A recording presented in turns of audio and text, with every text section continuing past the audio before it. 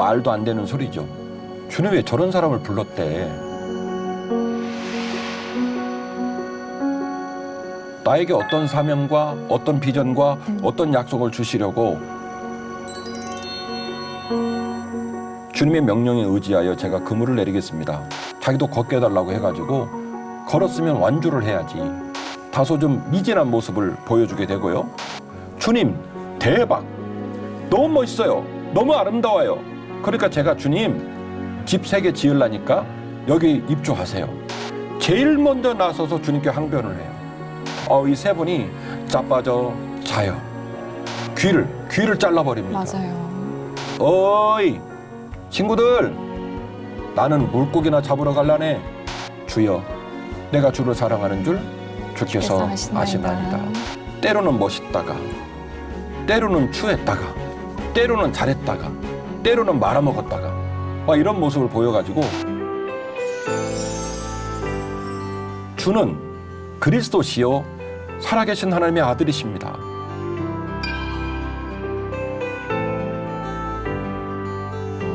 베드로의 가슴속, 베드로의 마음을 들여다보자고 제안을 하고 있는 거예요. 싫어요. 더 이상은 읽기는 못 살겠어요. 불가능한 일이란 말이에요.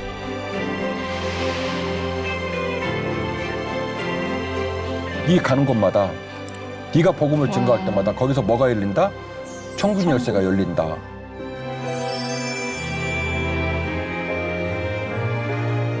완전 달라집니다. 완벽한 사역자가 된 거예요.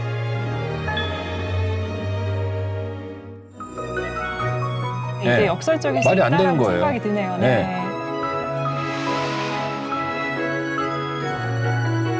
일반적으로 유대인들이 금기시하는 이방인의 집에 들어간다?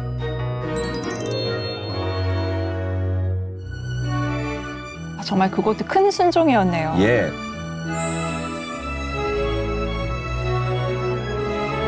베드로 사도요, 여기다 죽습니다. 근데 주님이 베드로 반대 방향으로 가는 거예요.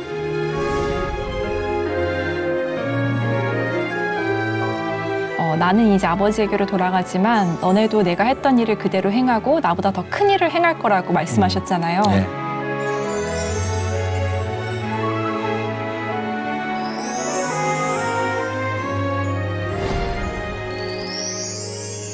예루살렘에 있는 사도들이 사마리아도 하나님의 말씀을 받았다 함을 듣고 베드로와 요한을 보내매 그들이 내려가서 그들을 위하여 성령 받기를 기도하니 이는 아직 한 사람에게도 성령 내리신 일이 없고 오직 주 예수의 이름으로 세례만 받을 뿐이더라. 이에 2 사도가 그들에게 안수하며 성령을 받는지라. 아멘. 아멘. 참 기가 막힌 일인데요. 사마리아 땅에 복음을 전한 것은 사실은 베드로가 아니라 빌립과 함께한 동료들 때문이었습니다. 그래서 사실은 우리 감수위원도 저한테 그걸 지적해 주셨지만 목사님 사마리아 얘기는 조금 더 보강 설명이 필요해 보여요. 공감해서 제가 말씀을 드리는 거예요. 사마리아 땅을 복음화시키는 부분은 빌립, 전도자 빌립 역할이 컸단 말이에요. 그렇군요.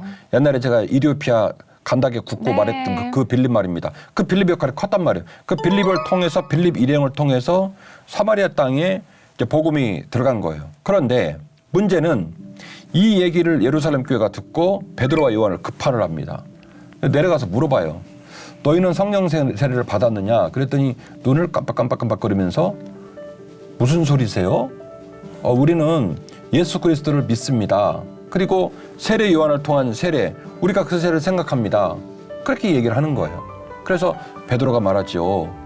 그 세례 요한의 세례, 그 예수 그리스도를 믿는 믿음이 너무 중요하지만 실은 너희들의 복음의 사건에 가장 중요한 것은 물과 성령으로 결국 성령 충만함으로 세례받는 게 중요하다라고 해서 그들에게 다시 재차 또다시 성령 충만의 복음을 증거하고 그 땅의 모든 이들에게 안수를 베풀 때에 그들에게 무슨 일이 벌어집니까?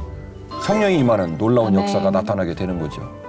이 역사를 누가 감당하냐면 베드로가 감당을 하게 되는 겁니다. 그리고 이제 정말 말이 안 되는 거예요. 갈릴리 사람, 시골 사람이 유다 와서 유다를 발칵 뒤집어 놓고 그리고 사마리아에 복음이 들어가서 그들이 예수를 믿었는데 아직 성령을 모른다더라 이런 얘기를 전해 듣고 예루살렘께서 누구를 급파하냐면 베드로를 급파하고 베드로 내려가서 사마리아를 싹 뒤집어 버리는 거예요.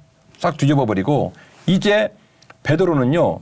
제가 이전에 그 바나바를 키맨이라고 얘기를 했던 것처럼 바울의 사역이 키맨 역할을 바나바가 하지요. 그런데 사실은 이방 땅의 복음을 증거하는 일에 중요한 그 스타팅 포인트에 누가 있냐면 베드로가 있어요. 결국 베드로가 겪은 그 사건을 통해서 제가 예루살렘 공회를 쭉 풀어서 얘기할 때 결국 이제 결국 야고보 사도가 최종적인 결판을 내주고 바울이 들어와서 내가 증거한 복음이 이방인에게 나간다 오해하지 마라 이렇게 얘기를 할 때 이 이야기의 논의점에 굉장히 중요한 증거자 역할을 누가 하냐면 베드로가 합니다. 그 이유가 뭐냐면 자기가 몸소 겪었거든요. 겪었기 때문에 그 보도자 역할을 할 수가 있는데요.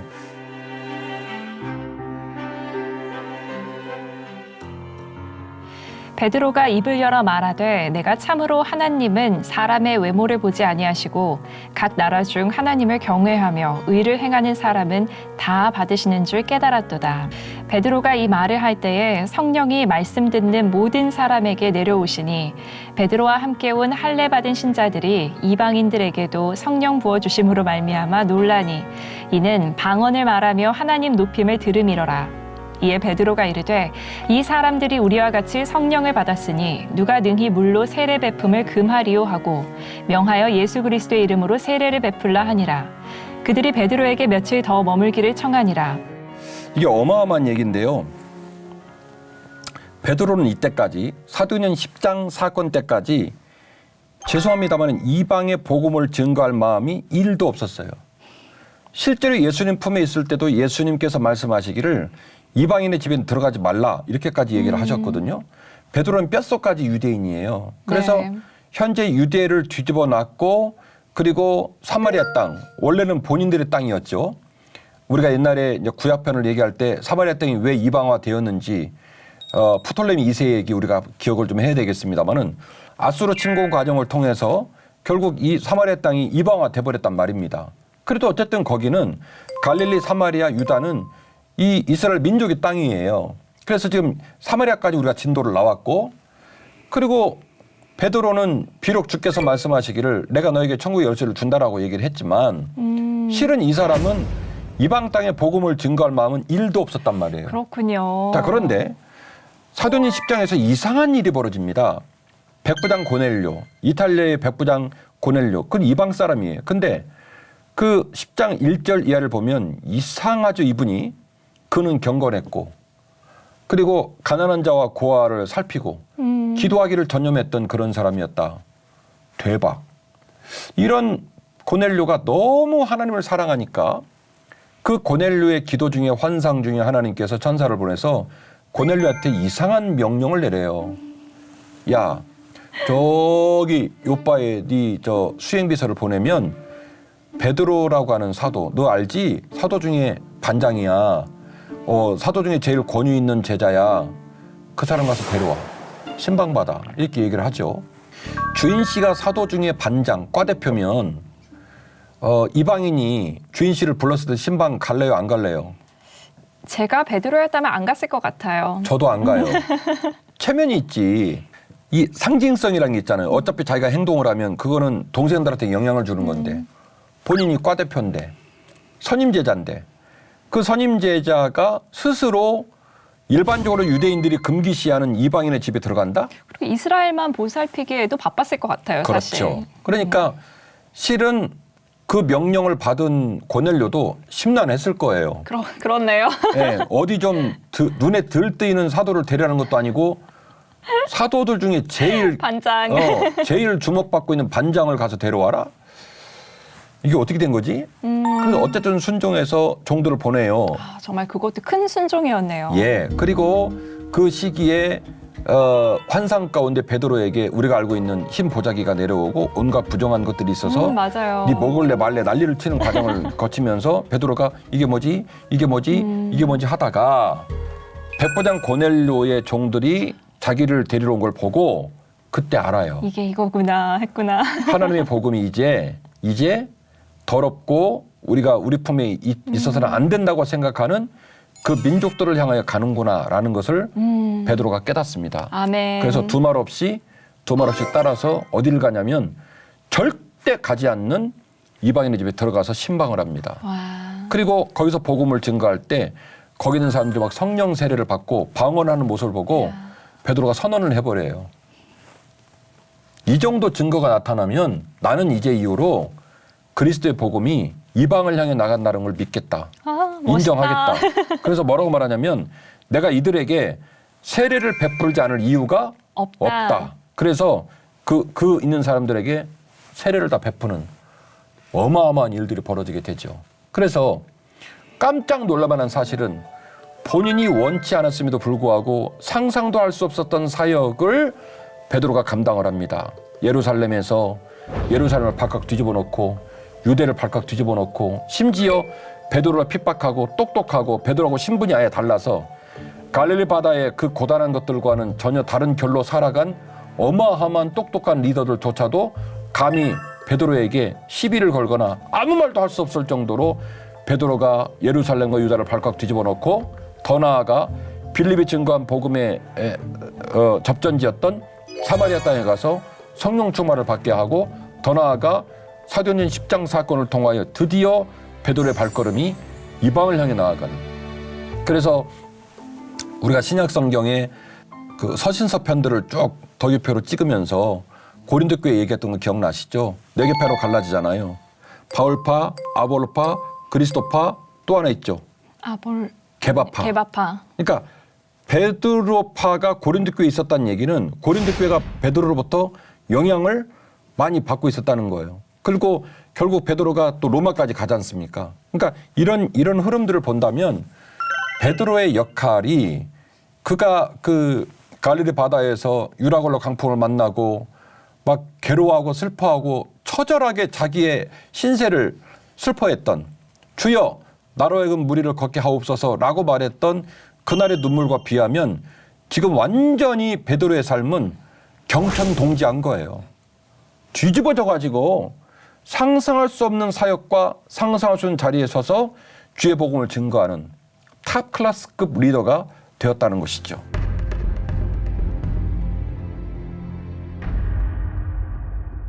사도행전 15장으로 넘어가면 이제 드디어 어마어마한 역할을 하게 됩니다. 읽어주실래요?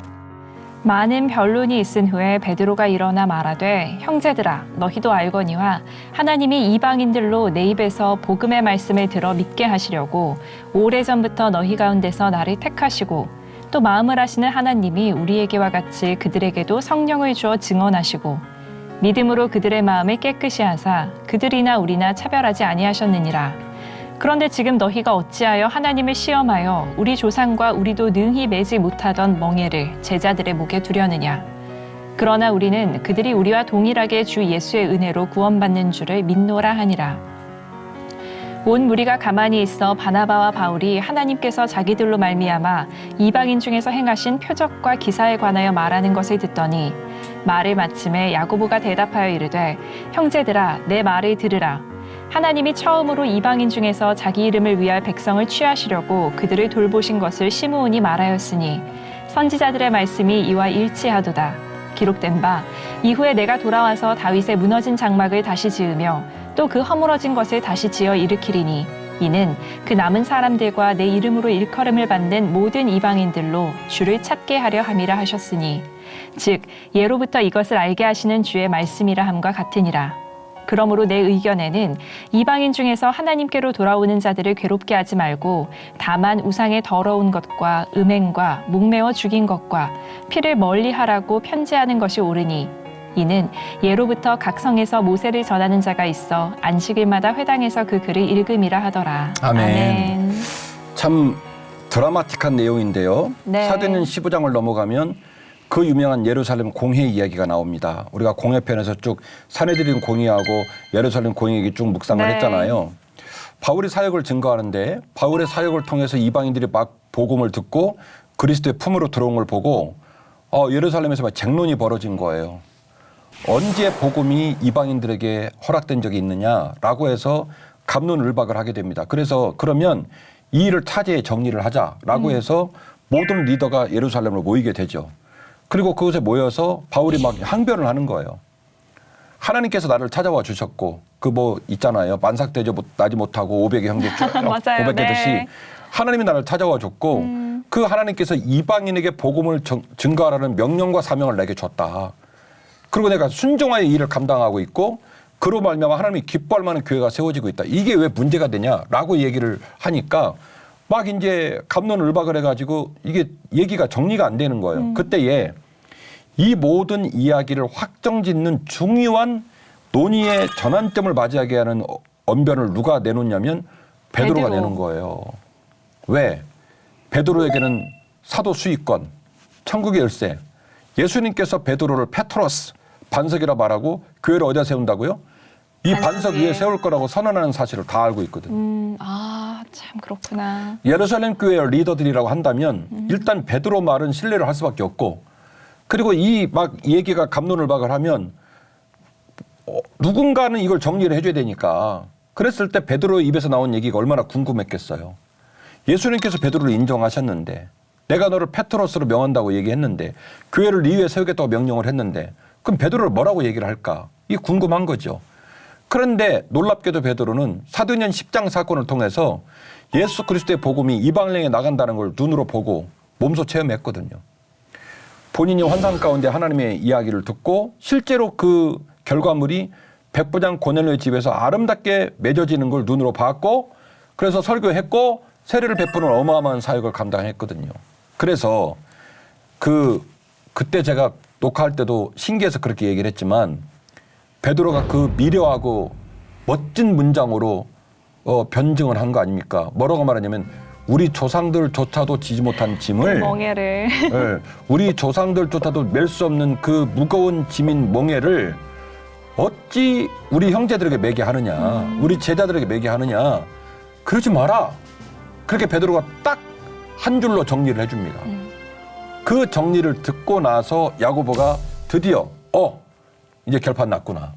막 쟁론하고 있는 예루살렘 공회를 야고보가 조용히 형제들이여 이제 그만합시다. 조용히 들으세요. 그렇게 얘기하고 야고보가 정리를 하죠. 정리는 뭐였냐면 이방인에게 복음 증거하는 거 타당하다. 그러나 이방인들이 제사를 하는 일, 제사 드리는 음식을 뭐 분별 없이 먹는 일, 이 모든 일들에 대해서는 우리가 지혜롭게 대응하는 것이 분명해 보이니 이런 것들에 대하여 지혜롭게 행동할 것을 권면하여 공문을 써보내고 격려하고 이방인들이 주의 복음 앞에 하나님 백성 되는 것에 대하여 금하지 말라. 그래서 정리를 딱 해줘요. 이 정리를 해주는 역할에 가장 중요한 전환점의 포인트에 누가 있냐면 베드로가 있단 말이에요. 네. 그래서 결국 베드로가 천국 열쇠를 가지고 이방 땅에 복음이 들어가는 역할을 또 감당을 하게 되는. 그래서 어쩌면 신기하게도 예수님 말씀하신 내가 너에게 천국 열쇠를 준다. 네가 땅에서 풀면 하늘에서 풀린다. 라고 말하는 의미들이 실제로 베드로의 사역 가운데서 막 거침없이 나타나는 것들을 보게 되어지고 그리고 다시 말합니다. 그래도 해보고 싶다. 베드로가 주님 나로 하여금 무리를 걷게 하옵소서. 그러니까 그것은 하나의 시작점에 나타나는 해프닝처럼 보이지만 저는 생각하는 거예요. 김진호 목사의 더 깊이 이야기꾼의 논리로 말하면 베드로는 그날 이후로 계속 무리를 걷는 거예요. 불가능한 땅. 할 수 없다고 생각하는 그 난제들을 뚫고 나가는 거예요. 소름 끼치는 일이에요. 다른 제자들 눈에는 실패했다. 어줍다는 행동 해가지고 오늘 또 빈축 샀다라고 말할지 모르겠지만 제 눈에는 베드로는 그날 이후로 무리를 걷는 거예요. 방금 같이 읽었듯이 사도행전 4장에 유대 지도자들이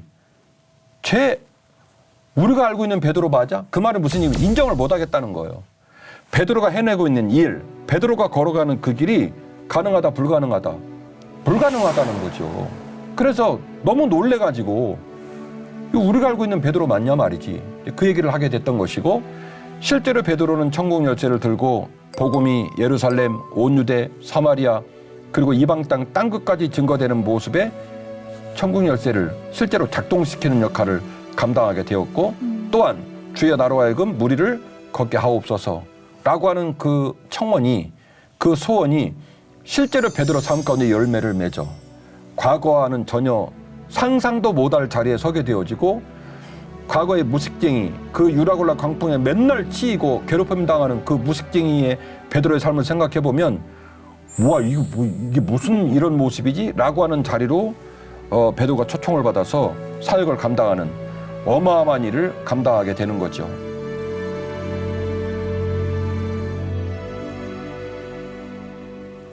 지난주와 이번 주에 이르러서 결국 제가 우리 시청자들 마음에 정말로 지워지지 않도록 남기고 싶은 문장이 그래도 해보고 싶다입니다. 주인 씨 쿼바디스 도미나라는 영화 보신 적 있죠? 아니요, 못 봤어요. 들은 적은 있죠? 네. 쿼바디스 도미네, 주여 어디로 가시나이까 라는 말이에요. 폴란드 소설가인 헬리크 시엔키에비치라는 분이 계세요. 소설을 썼는데 베드로 행전에서 모티브를 가지고 옵니다. 외경인 베드로 행전에서 그 성경에서 볼 수 없었던 이야기, 성경을 연장시키고 있는 이야기 속에서 모티브를 얻어가지고 소설을 써요. 그게 바로 쿼바디스 도미네이고, 그 소설을 모티브해서 또 영화가 나온 것이 쿼바디스 도미네입니다. 내용을 보면 이런 거예요. 이제 로마의 기독교의 박해가 엄청나게 시작을 하게 되니까 신자들의 권유로 베드로가 로마를 떠나려고 마음을 먹어요. 신자들이 말합니다. 베드로 사도요, 여기단 죽습니다. 나중에 우리가 알고 있지만 결국 지난번에 우리가 서신서를 묵상하고 덕이필을 찍을 때 말했지만, 네로의 그 극심한 박해로 제1차 200여 명의 형제들이 다 죽잖아요.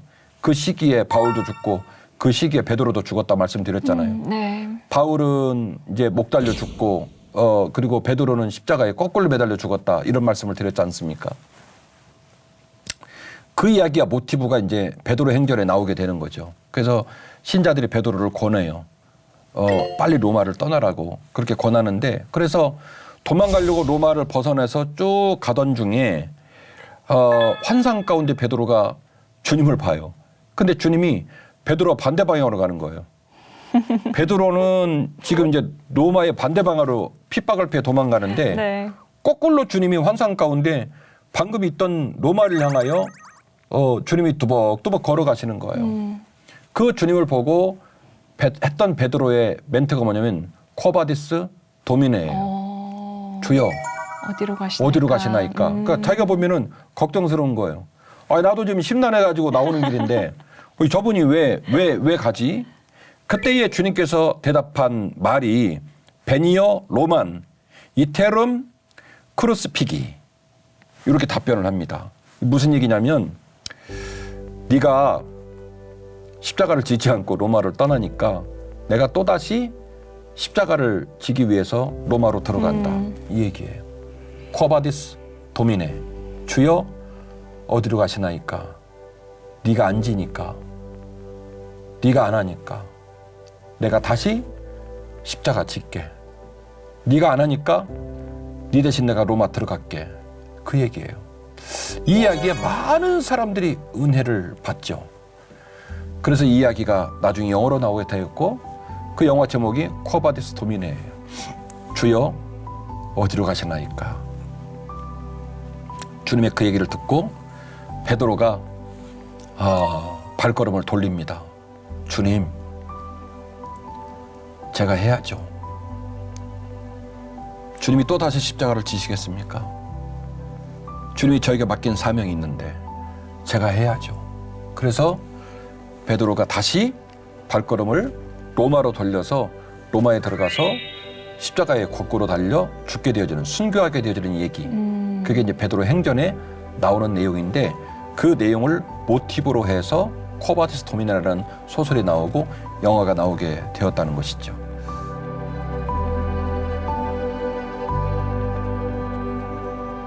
저는 우리 시청자들에게 성경 이야기로 다가서면서 기도하는 중에 베드로 스토리가 너무 제 마음에 강하게 와닿았어요.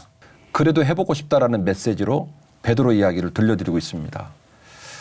우리 시청자들이 오늘 덕이필을 보시면서 머릿속에, 마음속에 한번 떠올려 봤으면 좋겠어요. 갈릴리 바다에서 평생 파도와 싸웠던 베드로 마음이 어땠을까? 지난주 말씀을 나눴던 것처럼 정말 가슴 아프고 지겹진 않았을까?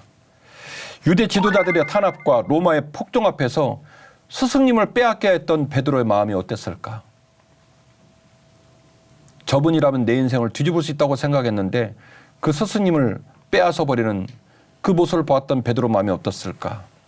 사명은 있지만 순간순간 자신의 거친 성품을 숨길 수 없었던 베드로의 마음은 어땠을까? 사고치고 질러놓고 엉뚱한 말해놓고 그날 밤 집에 가서 어떤 마음이었을까? 나 왜 이러고 살지? 나는 왜 여기 이것밖에 못하지? 결국 나는 여기까지인가? 뭐 이런 극심한 괴로움, 슬픔 이런 감정을 느끼지 않았을까요? 주님을 사랑하지만 곧 다시 현실의 벽 앞에서 맥없이 무너져 버렸던 베드로 마음이 어땠을까? 가야바 대제사장 가야바에게 주님이 잡혀갔을 때 다른 제자는 다 뿔뿔이 흩어지고 베드로는 자기가 말한 책임이 있어서인지 먼 발치에서 주님을 따라가요. 그 뜰에서 하염없이 주님을 애처롭게 쳐다보는데 한 여자 종이 비자가 와서 묻습니다. 당신 베드로 사도 아니냐고, 주님 제자 아니냐고. 베드로가 부인하죠. 몇 번 부인했어요? 3번을 부인하잖아요. 네. 그리고 나중에는요, 그 여자가 더 말 걸까 봐 주님을 저주까지 합니다. 그러자 주님이 말했던 것처럼 닭이 울죠. 맞아요. 닭이 우는 걸 보고 베드로가요 비참하게 울부짖어요. 자기 민낯을 봤거든요. 주님이 그런 얘기 할 때 눈에 힘주고 말했거든요. 택도 없는 소리 하지 말라고. 내가 누군지 아냐고. 제자들 다 버려도 저는 안 버린다고. 말로는 만리장성을 100개는 짓는 거예요. 말로는 못할 게 없어요. 근데 막상 현실이 탁 다가오고 나를 절망시키면 맥없이 무너져 버리는 베드로. 그리고 로마를 떠나지 못하고 끝내 죽음으로 걸어 들어간 베드로. 베드로의 얘기를 우리가 2주에 걸쳐서 묵상을 하고 있는 거예요. 어쩌면 십자가를 바라보면서 끊임없이 방황하고 끊임없이 무너지는 우리들의 모습, 우리들의 민낯이 신앙의 롤 모델이 되어야 될 베드로의 마음속에 있지 않았을까. 시청자들에게 베드로 얘기를 들려주면서 어쩌면 베드로의 삶이, 어쩌면 베드로의 마음이, 어쩌면 베드로의 눈물이 우리들의 삶과 우리들의 눈물이 아닐까 이런 생각을 해보게 됩니다. 그리고 넘어지기도 많이 넘어지고 절망도 많이 하고 때로는 제자들에게 빈축도 샀지만 나중에 예수님이 약속하셨던 것처럼 얘야 걱정하지 마. 내가 너 이름을 페트로스 반석으로 바꿀 거야. 더 이상 네가 좌절하거나 방황하거나 네 가슴을 슬프게 하는 모습으로 살지 않도록 내가 너를 도울 거야. 내가 너에게 천국 열쇠를 준다. 내가 교회를 네 위에 세울 거야. 결국 그러니까 오늘 방송의 서두에 우리 주인씨께서 목사님 일대 교황이 그 로마면 바울이 되는 거 아니에요? 라고 질문했을 때 결국 베드로의 사역의 흐름을 쭉 보고 나니까 왜 천주교가 제1대 교황을 베드로로 삼아야 되는지, 왜 베드로에게 교회 출발의 어떤 권위, 정당성이 왜 베드로에게 있는지를 우리가 여실히 깨닫게 되는 거죠. 베드로의 족적을 묵상하면서. 그리고 이 말씀을 지난주와 이번 주의 말씀을 통해서 듣고 있는 우리 시청자들에게도 베드로가 했던 것처럼 나도 할 수 있다. 베드로가 어려웠지만 그렇게 위대해졌던 것처럼 나도 위대해질 수 있다라는 소망과 비전이 있었으면 좋겠어요. 아멘. 주께서 우리를 도우시면 얼마든지 그 일을 해낼 수가 있을 겁니다. 아멘. 그래서 제가 마지막 드리고 싶은 메시지는 그래도 해보고 해봅시다. 싶다. 아멘. 이 한마디의 말이 시청자들의 마음에 남았으면 하는 것이 제 욕심입니다.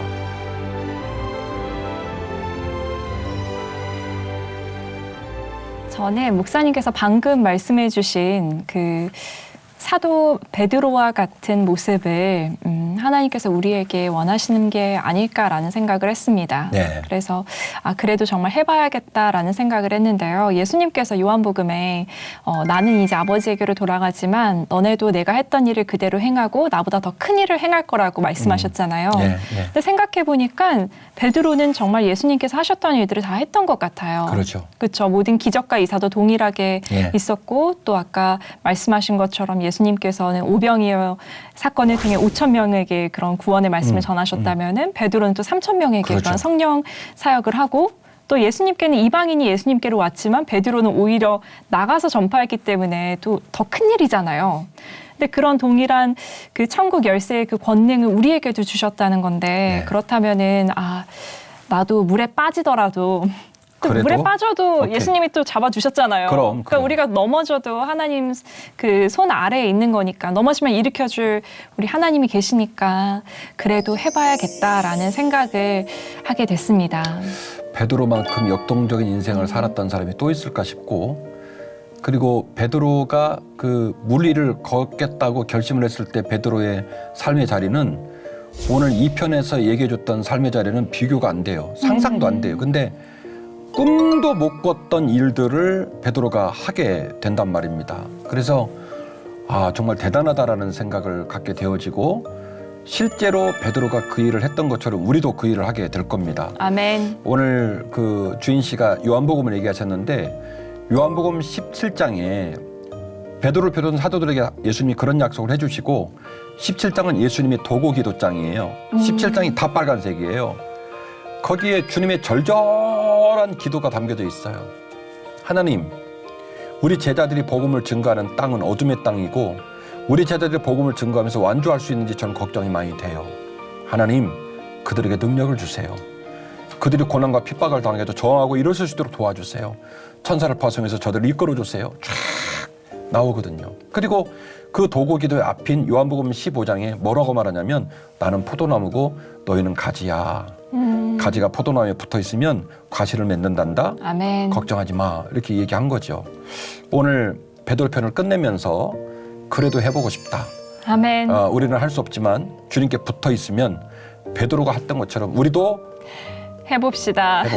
물에 빠져도 해봅시다. 오케이.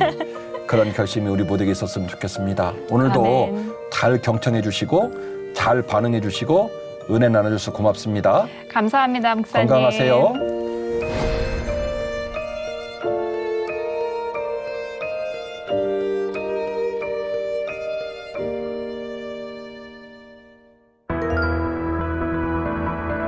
내가 그 신을 섬기지만 부활은 믿지 않겠다 라고 하는 분리된 입장을 취하는 크리스찬들이 많아지고 있다는 얘기죠.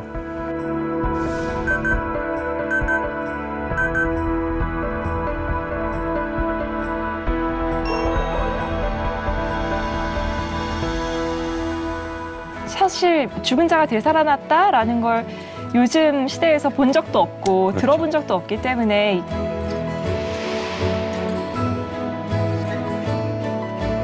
예수님의 그 고난과 예수님의 십자가의 처형과 예수님의 부활 얘기를 마치 옆에서 들여다보고 함께 동의하는 느낌으로